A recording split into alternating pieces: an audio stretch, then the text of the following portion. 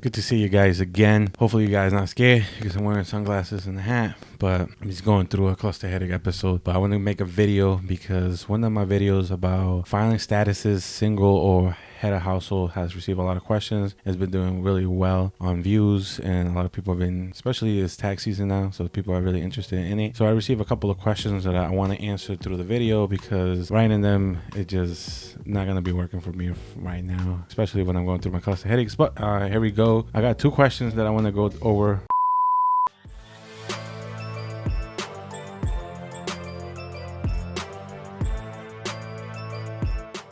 Welcome to SimpleChew. I'm your host, Hank. And the first question that I got for the single and head of household video is from Kayla.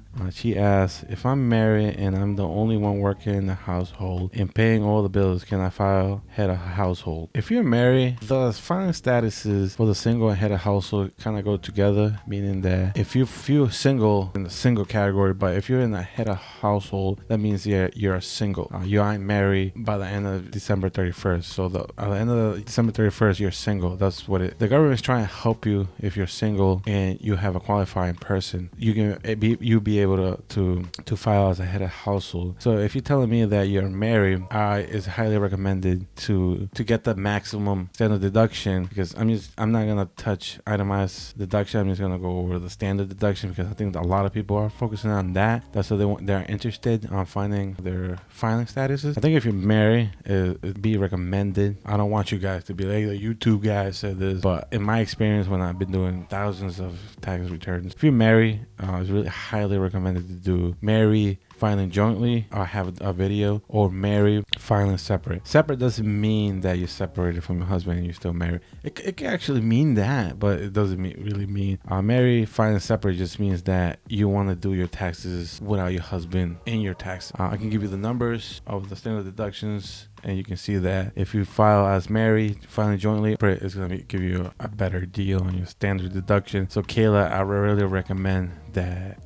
whoever's doing your taxes or you're doing yourselves, to compare married filing jointly or married separate, because it's going to give you the best standard deduction. And you said that you're married. Just because your husband is not working doesn't mean that you guys can't do your taxes together. He just doesn't have any income. It's okay. And the second question is from Michelle. She asked, can I file for head of household if my ex-husband claims the children on his taxes? He receives the tax benefits, however they live with me. Okay, Michelle, for this question, it gets a little complicated. The short answer is yes, you can file as head of household, because you fall into an exception in the rules because you're the custodial parent. You may claim the child as your qualifying person for the head of household filing status, even if another parent of the same child has a dependent for the tax benefits or whatever. Because the problem is that your ex-husband are not gonna follow the residency test, where they're not living 6 months or more with them. So because they're living with you more than 6 months, that gives you the benefit of filing as head of household. The third and final question that I received was from Derek. He says, me and my girlfriend live together, but I pay more than half of the expenses. If I list her as a dependent, even though she works full-time and files her own taxes, can I still claim head of household, and will it affect her return? Derek, for this question, is really simple, because to have a qualifying person, it has to be a qualifying child or a qualifying relative, and your girlfriend doesn't fall in any of those categories. The second question, do you have to meet as a head of household? If you don't meet that second question, you cannot file as a head of household. I know that you are paying most of the bills and the rent and all that, and your girlfriend, is living with you and all that. It feels like you should be able to file head of household, because the word means you are paying everything. But because you don't meet that one of those questions in the head of household filing status, you're not going to be able to file.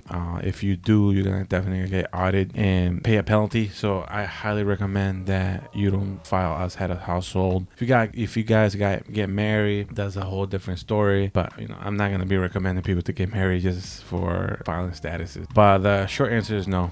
You cannot file as head of household. And I know I had a couple of viewers to answer that question, I wish I appreciate, but I just wanted to address it and let you guys know. I want to thank you guys for watching. I want to thank all the people who have been watching the video and also had questions. I'm always happy to answer them.